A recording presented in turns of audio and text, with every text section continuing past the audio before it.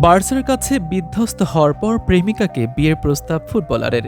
বার্সেলোনার বিপক্ষে Copa del রেতে ৪-০ গোলের ব্যবধানে বড় পরাজয়ের পরেও বারবাস্তোর ফুটবলার ইসরায়েল গার্সিয়া সন্ধ্যাটাকে স্মরণীয় করে রাখলেন।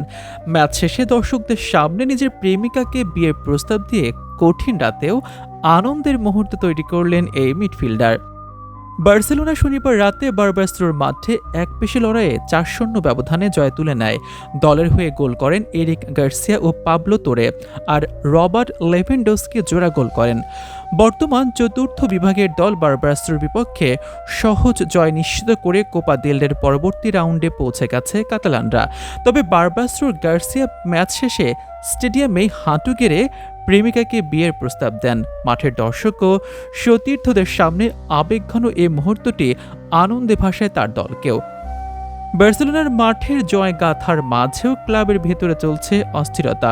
গ্রীষ্মকালীন দল বদলে সাইন করা স্প্যানিশ মিডফিল্ডার দানি ওলমোকে এখনও নিবন্ধন করাতে পারেননি বার্সা, যা নিয়ে ক্লাবের মধ্যে বিশৃঙ্খলা দেখা দিয়েছে।